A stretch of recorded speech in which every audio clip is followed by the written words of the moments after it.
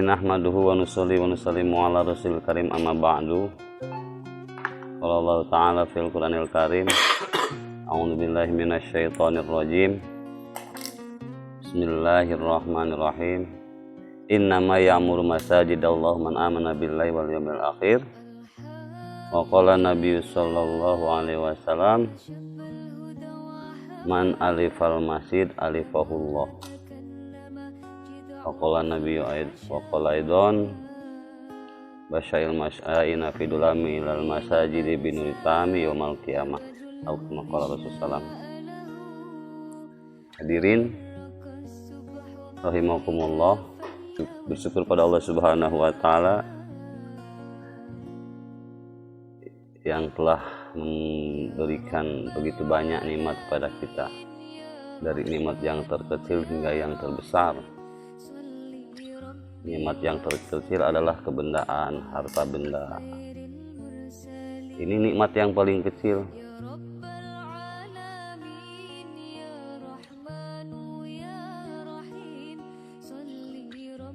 Nikmat yang kedua setelah nikmat harta benda, nikmat kesehatan. Nah, ini ada agak-agak tinggi ini nilai nikmatnya, karena demi kesehatan harta benda ini rela dihabiskan. Orang berani mengorbankan, mengeluarkan hartanya hanya demi sehat. Dan yang paling besar adalah nikmat iman dan nikmat Islam. Karena nikmat iman dan nikmat Islam ini hanya diberikan kepada kekasih-kasih Allah yang dikehendaki oleh Subhanahu wa taala. Untuk perkara nikmat harta Allah berikan kepada semua makhluknya. Manusia, hewan, tumbuhan, orang ini mau taat apa tidak taat Allah kasih. Maka dibilang nikmat kecil. Begitu pula kesehatan. Masih terbilang kecil tapi di atas nikmat harta. Tapi perkara iman Islam ini nikmat yang besar, karena tidak seluruh manusia Allah kasih, Allah beri. Nah, maka kita patut bersyukur atas nikmat yang disebut nikmat iman dan nikmat Islam. Dan nikmat iman dan Islam ini pun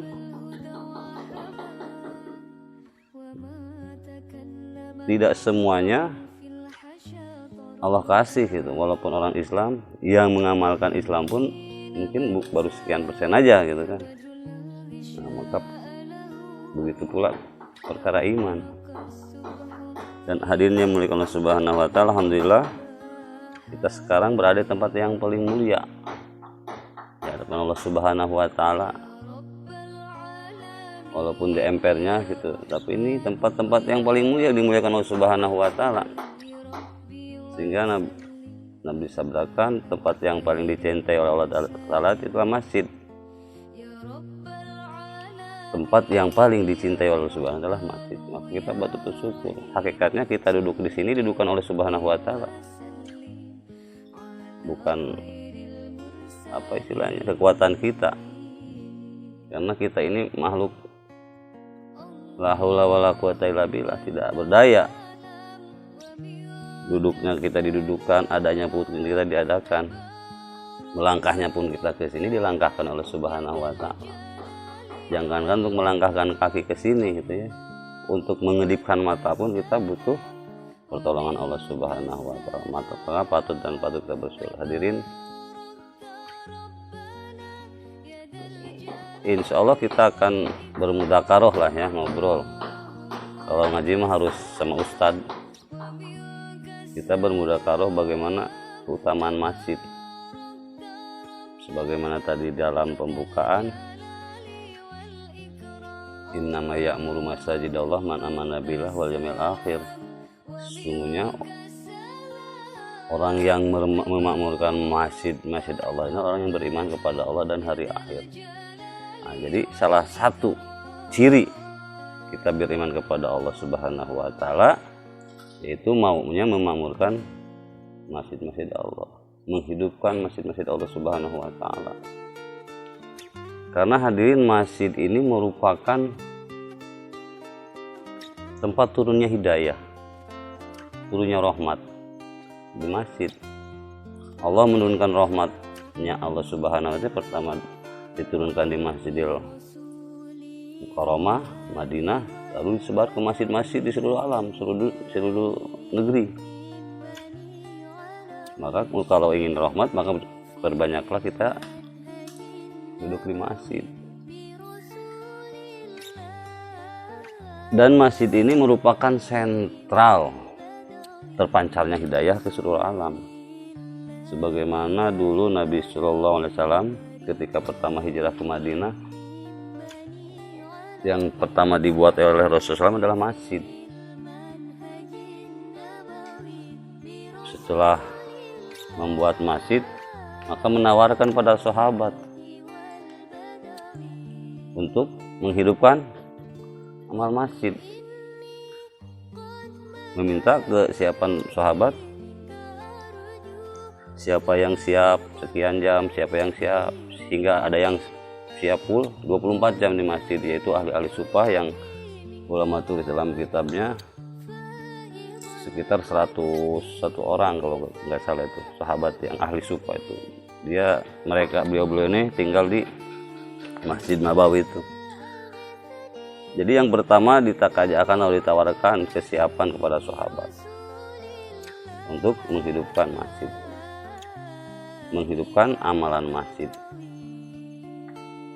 Asbab hidupnya amalan masjid ini, maka hidayah bercurah-curah ke seluruh alam, sehingga hampir sepertiga dunia mungkin waktu itu ya, kurang lebih,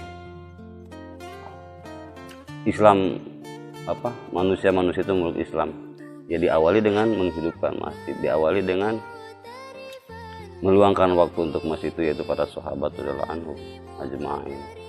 Bahkan asbab hidupnya amal masjid ini, yang waktu itu di Madinatul Munawwarah itu, sebelum menjadi Madinatul Munawwarah kan negeri Yasrib, ada peperangan yang udah ratusan tahun, yaitu Banu Hajraj dan Banu Aus ini sudah ratusan tahun itu sudah mengakar. Tapi asbab hidupnya amal itu jadi berdamai, jadi akur gitu, bahkan jadi searah menghidupkan agama, bahkan sama menyebarkan agama Allah Subhanahu. Jadi asbab itu. Jadi bagi hadirin yang Allah Subhanahu wa taala, sekarang ini yang hilang di umat ini, bagaimana cara menghidupkan masjid yang telah dicontohkan oleh baginda Rasulullah. Dulu di Masjid Nabawi, Nabi Muhammad SAW menghidupkan masjid dengan 4 amal. Itu ada dakwah ilallah, ta'lim wa ta'lum, dzikir ibadah dan hikmah. Dakwah ilallah maksudnya mengajak manusia taat kepada Allah. Sehingga hari-hari Nabi, para sahabat bersilaturahmi, mendatangi umat. Bahkan ada yang sampai dikirim ke negeri Syam, ke negeri-negeri Eropa, Afrika, sehingga agama menyebar ini asbab adanya orang yang membawa gitu. Ya diawali dengan tadi amalan masjid tadi, dimusyawarahkan di masjid, ditawarkan siapa yang siap untuk diberangkatkan ke Syam, sehingga dihantar oleh Allah Subhanahu wa ta'ala negara-negara, sehingga agama nyampe ke kita. Alhamdulillah kita sekarang agama Islam ini ya asbab tadi dari diawali dengan amalan masjid tadi, dakwah ilallah itu, ta'lim wa ta'lum, belajar mengajar. Jadi ada yang kalau waktu itu di zaman Nabi, ya Nabi SAW sendiri yang memberikan tausiah, memberikan nasihat. Ketika ayat-ayat Al-Quran diturunkan, langsung disampaikan kepada sahabat. Ta'lim wa ta'lum, belajar dan mengajar. Itulah fungsi masjid. Bagaimana masjid itu menjadi maktab Al-Quran, maktab ilmu fikih. Dan bagaimana dulu di Masjid Nabawi ini keluar hafid alim-alim gitu kan. Bahkan asbab hidupnya amal ta'lim wa ta'lum ini di zaman sahabat ini tidak ada universitas, tidak ada pesantren, tapi keluar dari rumah-rumah para sahabat ulama-ulama besar, hafid-hafidoh, yaitu asbab hidupnya ta'lim.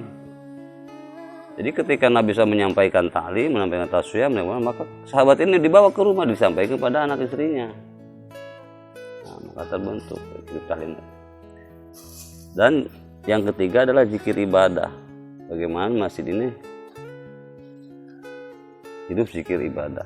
Ada zikir, bahkan bagaimana zikir yang diperintahkan oleh saya itu pagi petang itu. Ada zikir ibadah termasuk sholat 5 waktu, sholat sunnah, baca Quran itu masuk ibadah.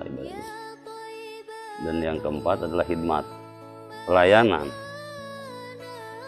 Karena waktu itu kan dari istilahnya dari luar Madinah pada datang untuk belajar agama kepada Nabi, kepada para sahabat. Maka istri-istrinya ditaruh di rumah-rumah sahabat, nah, laki-lakinya di masjid-masjid itu. Jadi masjid itu, jadi yang belajar di sini tidak memikirkan lain-lain selain belajar, karena di situ udah dilayani dengan apa ya namanya,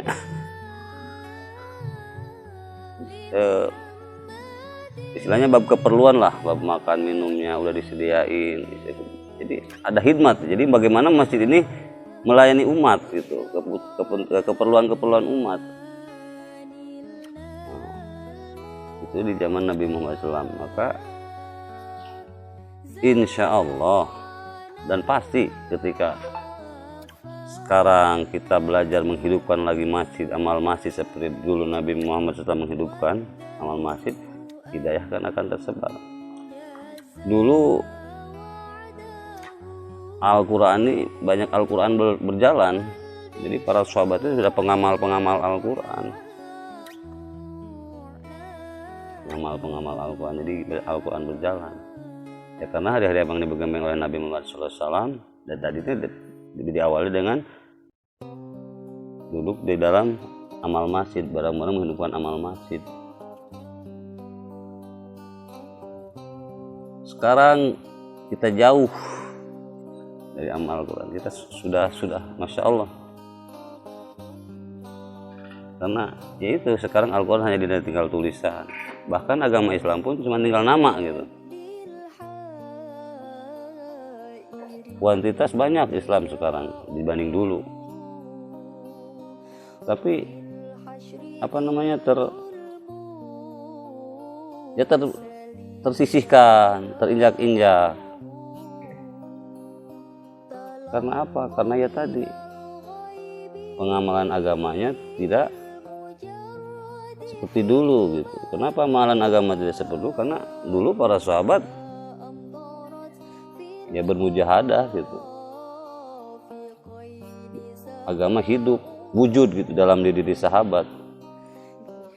Sekarang pun apabila agama ini wujud dalam diri kita, keluarga kita, dan insya Allah Islam akan berjaya lagi. Orang-orang non ini tidak akan berani lagi istilahnya menginjak-injak. Bahkan sekarang kalau bahasa Inggrisnya mah orang-orang kafir itu udah wani nyogado orang Islam, karena udah tahu kekuatan Islam. Kekuatan Islam itu ya ketika menghidupkan sunnah, menghidupkan yang dicontohkan oleh Nabi SAW. Sekarang orang-orang di luar Islam itu udah berani, kenapa? Melihat dari masjidnya. Jadi suatu kampung ini orang-orang non Islam berani bergerak, berani istilahnya menginjak, lihat-lihat masjidnya. Apabila di masjid itu kosong makanya berani, tapi ketika di situ masjid subuhnya seperti Jumatan, mereka ngepel, nggak kapan berani. Yang mereka takutkan yaitu orang-orang Islam seperti dulu gitu, seperti di zaman sahabat, mengamalkan agama, iman mereka Masya Allah gitu. Sekarang kita diinjak-injak gitu karena sudah jauh lah istilahnya. Bahkan memang sudah disabdakan Nabi dulu dari itu aja. Untuk sekarang ini saya zamanun ala nas, saya peminal Islam ila ilasmuhu wala minal Quran ila rasmuhu. Sebentar lagi akan datang kepada manusia ini, Islam ini tinggal nama, Quran tinggal tulisannya. Sekarang ini Islam sekarang tinggal nama, tapi sudah tidak punya wibawa gitu Pak. Karena ya kita sudah jauh dari masjid lah intinya mah. Nah, bagaimana kita belajar berpikir untuk supaya bagaimana manusia pada kembali ke masjid. Insya Allah ketika masjidnya makmur, sholat subuhnya seperti Jumatan, Islamnya kan berjaya lagi. Sudah janji Allah. Kalau Allah anak ahlul Quran menetapkan lafatana alaihim baghatan minas samai wal ard.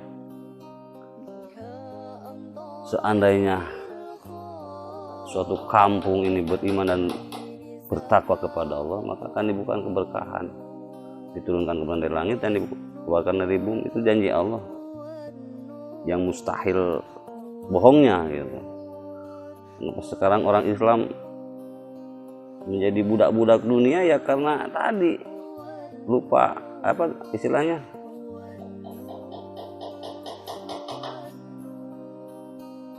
ya lupa dari ketaatan kepada Allah Subhanahu wa taala, tidak yakin kepada janji-janji Allah gitu. Padahal di dunia ini diciptakan memang untuk kita. Dunia khuliqat lakum, sabda Nabi, dunia diciptakan untuk kalian. Wa antum khuliqatil akhirah dan akhirah. Dan kalian diciptakan untuk perkara untuk akhirat kita ini semua. Jadi sebelum kita lahir Allah sudah menyiapkan seluruh keperluan kita gitu. Sebelum kita lahir dunia ini udah ada, air udah ada. Nah, kita lahir tinggal menikmati aja sebenarnya mah. Cuman karena kita Masya Allah, termasuk saya sendiri masih jauh dari Allah Subhanahu wa taala, ya walaupun mungkin ya begitulah. Jadi hari-hari kita disibukkan dalam perkara dunia, lupakan maksud tujuan kita. Kita diciptakan untuk akhirat ini, ya udah akhirat berarti harus bawa bekal yang mana. Dunia ini cuman mampir, numpang lewat. Kalau mau cuma numpang lewat tidak hanya numpang di situ. Kita harus membawa untuk mengambil perbekalan untuk akhirat kita. Nanya tadi, tadi kan makmurkan masjid gitu ya. Jadi bagaimana caranya gitu orang-orang itu di sekitar kita, khususnya orang-orang terdekat di lingkungan masjid gitu kan, supaya mereka tuh tertarik sehingga dia mau beribadah, khususnya sholat lah gitu, sholat 5 waktu berjamaah di masjid gitu kan. Ya ada kan orang ketika ngobrol kumanya caranya gitu, kita caranya coba cari tahu dulu apa yang dia suka gitu kan, ngaliwet ya naon teh segala rupa gitu kan. Tapi kan ya emang datang pas ngaliwetnya, tapi pas sholat berjamaah misalkan nggak ada gitu. Nah, cara yang efektif gitu yang bisa menarik orang untuk suka sholat berjamaah di masjid itu seperti apa gitu Ustaz?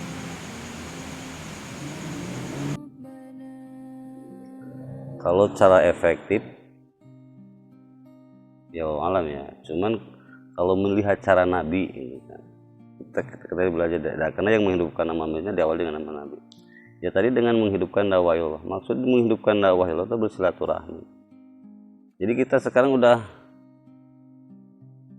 hilang lah apa namanya silaturahmi ini. Kita paling lebar itu pun ke sana keluarga. Padahal Allah Subhanahu wa taala memerintahkan silaturahmi, sehingga Nabi sabdakan, man kana yu'minu billahi falyusir rahimah. Barang siapa yang beriman kepada hari, sambunglah silaturahmi. Kepada siapa ya? Kepada saudara kita. Yang ada kalimat la ilaha illallah hati kita adalah saudara kita. Ikhwanun. Setiap yang ada di hatinya kalimat la ilaha illallah itu saudara kita. Kenapa kita harus dakwah dulu ke istilahnya mengajak kepada saudara kita padahal dia udah Islam? Ya tadi supaya bagaimana memakmurkan masjid, karena tadi tema masjid. Kalau kita mengajak kepada orang lain selain Islam ini, kita bakal malu sendiri, kita bakal diledek. Mereka akan membalikan pada kita. Lihat di penjara-penjara orang Islam, orang Islam yang banyak gitu kan. Nah, makanya kita ini masih dakwahnya dakwah islahiyah, pelurusan. Lihat masjid-masjid masih kosong. Pernah ada yang ini ke saya juga gitu kan. Kamu ini dakwah-dakwah kosong. Saya udah Islam. Sudah istilahnya sudah sholat juga gitu. Ya saya begitu. Kalau kita dakwah kepada orang memang belum waktunya, tapi suatu saat pasti udah satu kepastian. Sekarang belum waktunya, karena orang Islam sendiri pun gitu masih banyak yang belum datang. Caranya tadi bagaimana kita menghidupkan, kalau bahasa ininya masih silaturahmi harian ada gitu sekitar, maka penting nih ahli masjid itu apa, pengurus masjid tahu data sekitar masjid kita, ada berapa kakak, ada berapa lelaki yang akil balik, harus paham itu, kita punya data. Jadi jangan kalah tadi semacam kedoliman yang terorganisir akan mengalahkan perkara hak yang tidak terorganisir. Karena mereka bebas masuk, bahkan mungkin walau alam sendiri di sini pun udah ada gitu ya yang dapat ini dari misioner. Sekarang misioner sudah di mana-mana, cuma tidak nampak. Nah, kita punya data dulu, datang ke RW sekitar atau ke aparat yang lingkungan masjid siapa aja. Bagaimana kita punya target yang akil balik ini masuk masjid, harus masuk masjid dengan apa? Silaturahmi harian ini. Adapun penolakan apa itu ya emang sunatullah gitu kan. Jangankan kita, Nabi Muhammad SAW yang sebelum mengajak kepada Islam digelari Al-Amin, Fatona, Siddiq, Amanah. Tapi ketika setelah mengajak Majnun, kan, Syahir kan macam-macam jadiin sunatullah. Cuman bagaimana kita ya fleksibel lah silaturahmi pun. Ya minimal kita ada risau, ada pikir dengan mendatangi seseorang. Kita target nih pokoknya dipapai dari sini dulu nih, terus sebentar kan bulan lagi ke sini lagi gitu. Dengan asbab silaturahmi kan sudah jelas, digugurkan 1000 dosa, turunkan 1000 rahmat. Saya pernah mendakar gitu. Jadi kenapa orang Islam kadang-kadang nggak susah ke masjid itu? Karena ada perkara yang menghalanginya, terutama dosa-dosanya. Dan asbab kita sering datang karena kita sekali datang 1000 dosa ya hapus, lagi datang seandainya 5000 dosa dia punya, dengan kita 5 kali datang insya Allah nanti Allah akan memberi kekuatan. Nabi Muhammad SAW si Abu Jahal padahal udah tahu nih pasti lah seorang Nabi gak bakalan mau si Abu Jahal diajak, sampai udah yang sehari lebih dari 70 kali mendatangi Abu Jahal, karena mungkin dosanya karena saking besarnya, walaupun sudah di 70 kali datangin masih belum aja sampai matinya bahkan kan. Jadi di sini kita melaksanakan perintah Allah. Perintah Allah kan kita mendatangi atau apa namanya seperti kan diperintahkan oleh Subhanahu untuk kita mau bekerja. Adapun yang memberikan hasil itu hak paten Allah, dan kita jangan melihat hasil, karena perintah Allah cuma kita suruh bekerja doang gitu. Kalau kita ingin melihat hasil, nanti kita bakalan kecewa, banyak kecewa. Nah, sekarang apalagi kan datang kita malah dimarahin, udah kesel duluan Bang, kamu pasti bakal kecewa gitu, karena kita bakal belajar bagaimana kita itu melihat perintah Allah. Perintah Allahnya kita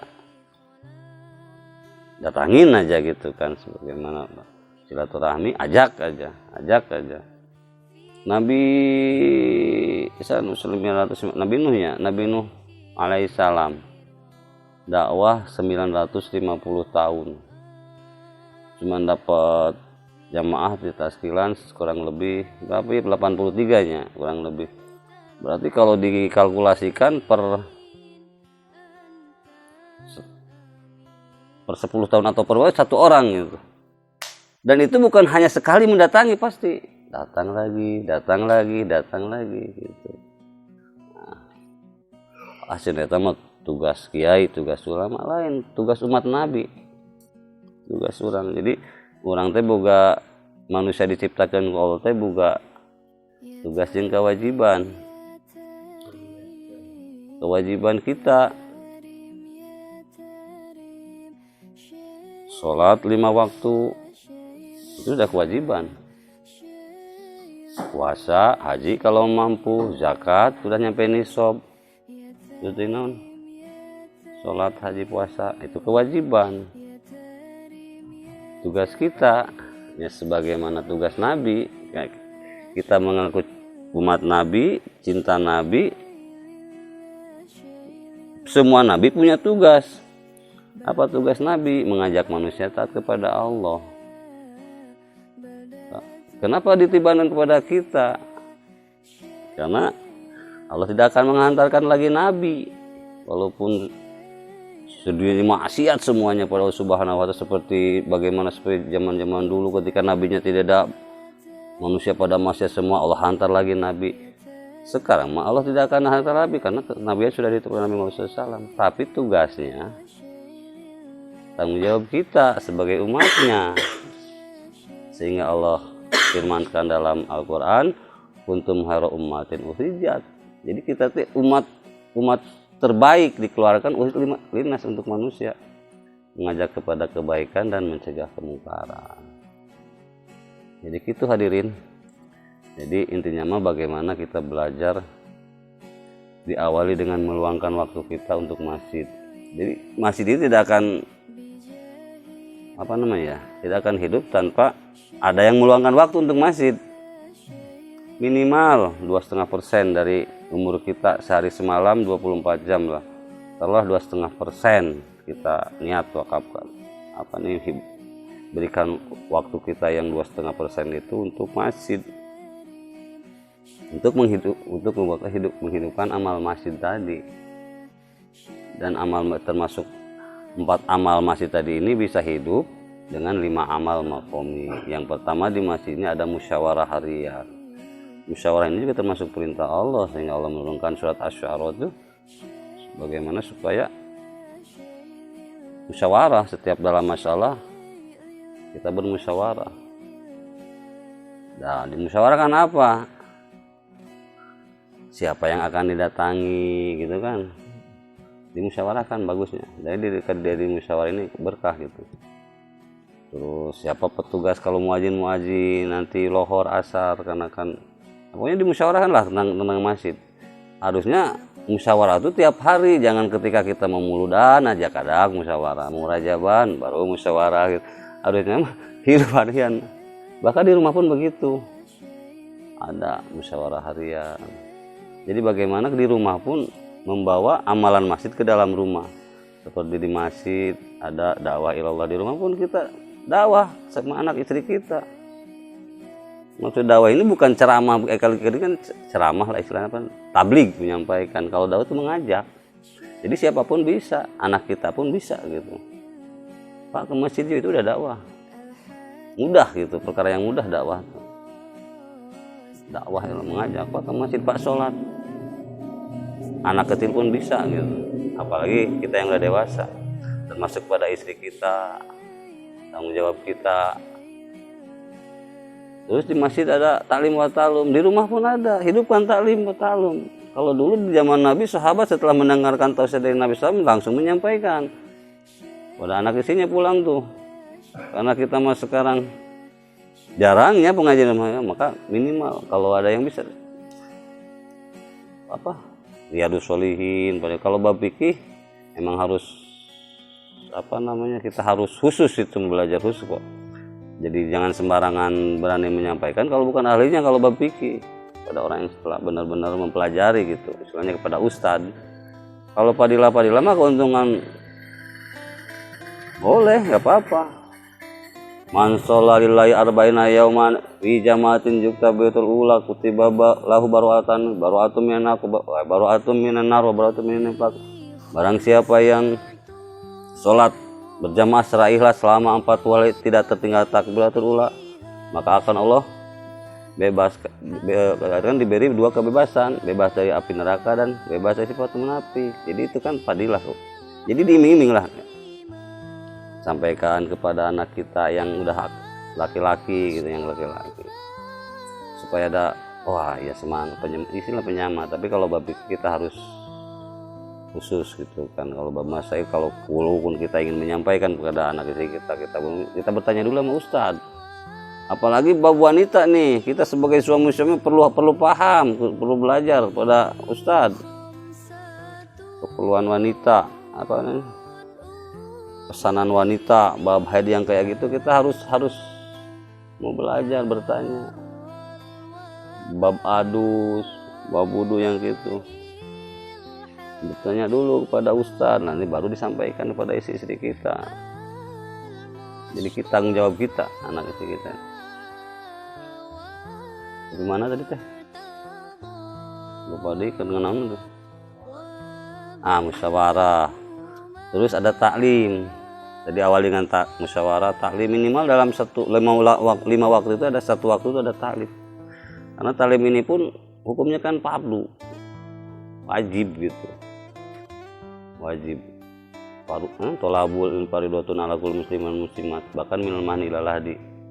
Kalau kewajiban sholat kita udah akil balik, zakat kalau udah sampai nisab itu pun yang ada, haji kalau udah mampu, puasa pun sama udah akil balik.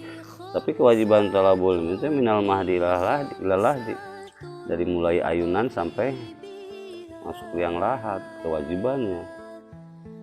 Jadi walaupun mereka nggak suka, karena kita sayang sama mereka, karena kita sayang sama jamaah aja gitu intinya. Kan kadang kita baca taklim mereka pada bubar. Jadi orang Islam ini harus timbulkan sifat mahabbah. Kita taklim bukan kita ingin mengajari mereka, tapi kami menangkan sayang. Kasihan mereka itu, sama kalau mereka tidak taklim sama dengan meninggalkan kewajiban, kefarduan tolabul ilmi. Dengan kita duduk dalam majlis taklim, mendengarkan hadis, mendengarkan Quran, insya Allah akan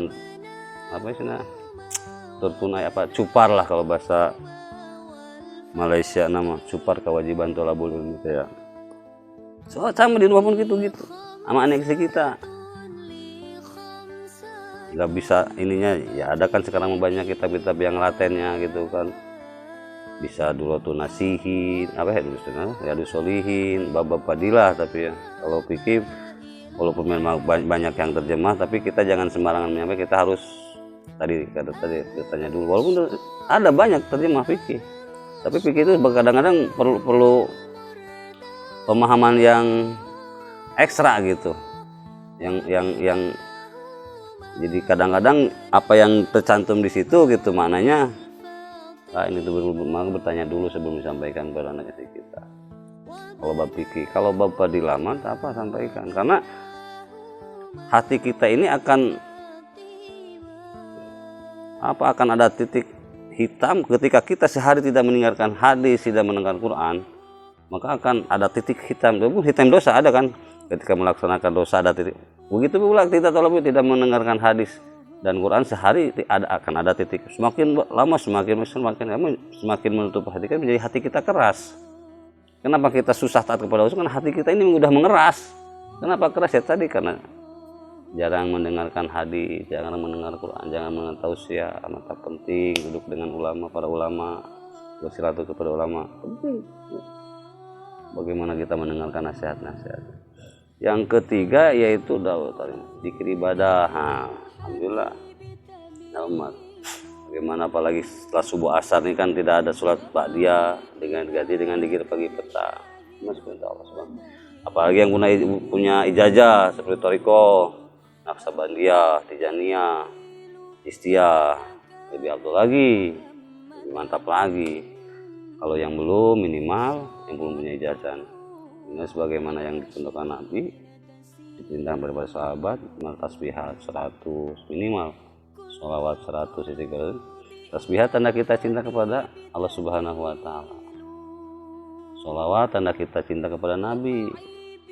Nah, kecintaan itu perlu bukti gitu. Mana buktinya? Minimal itu minimal pagi petang itu kita baca istighfar.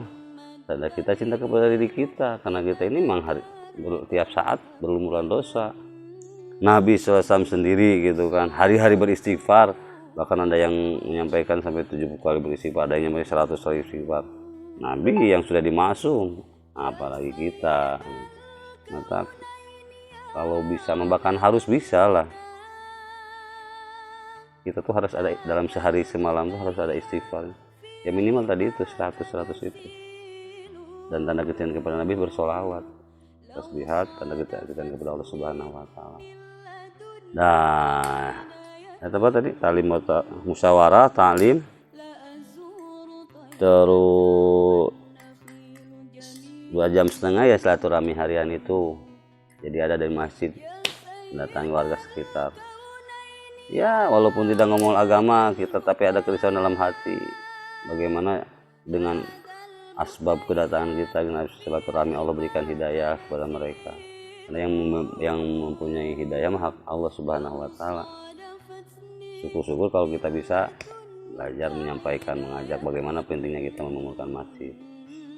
Terus ada istilahnya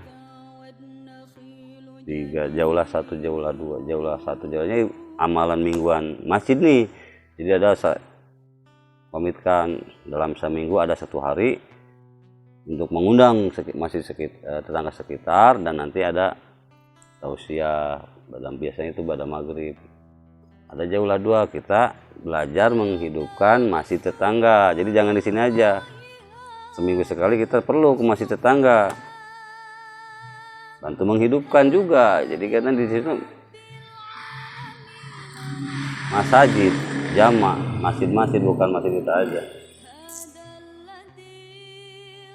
Dan intinya yang terakhir ini yang keempat, meluangkan waktu, mengorbankan waktu minimal 3 hari untuk memakmurkan masjid, itikaf di masjid. Karena apapun ketika sudah dikorbani ya, kita berkorbanlah untuknya, kita akan merasa benar-benar sayang gitu. Begitu. Apalagi perkara agama, perkara dunia ya motor.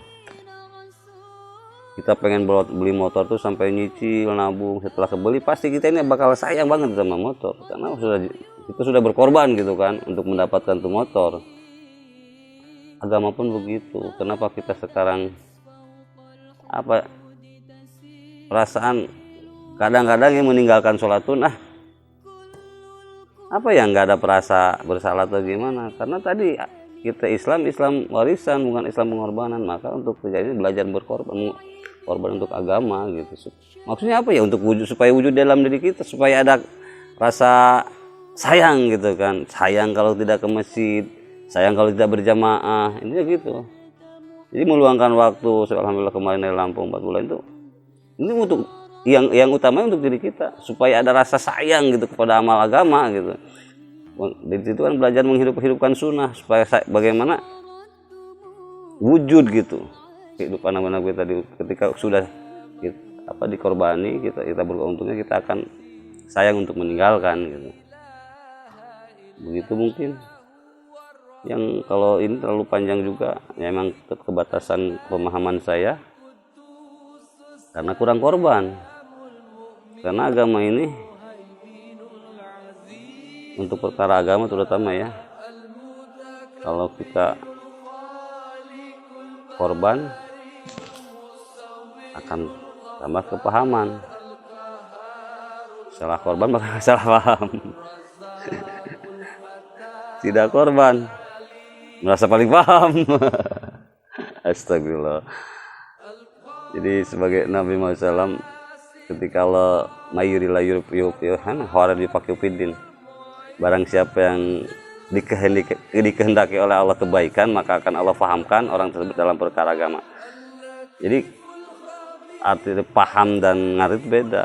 Kalau ngerti itu kita tahu yang sholat berjamaah 20 itu tahu, semua orang tahu. Itu tahu, ngerti gitu. Tahu, ngerti. Tapi kalau paham, selain tahu, tapi Allah berikan taufik untuk kuat mengamalkan.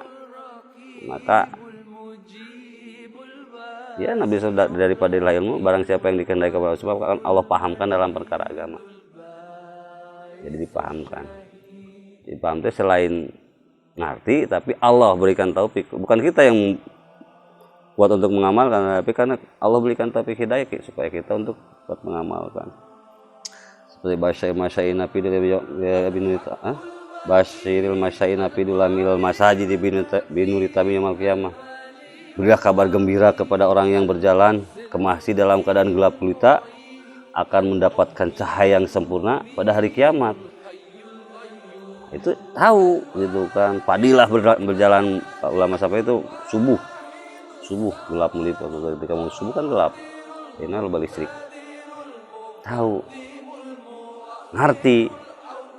Nah, tapi kalau diberi kepahaman, setelah tahu mengamalkan gitu, kita bergerak belajar. Istilahnya migawe lah, mengamalkan untuk mengerjakan.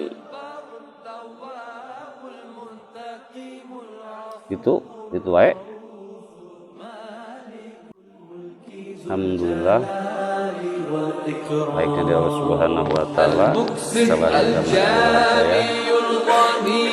Allah tidak ikut campur.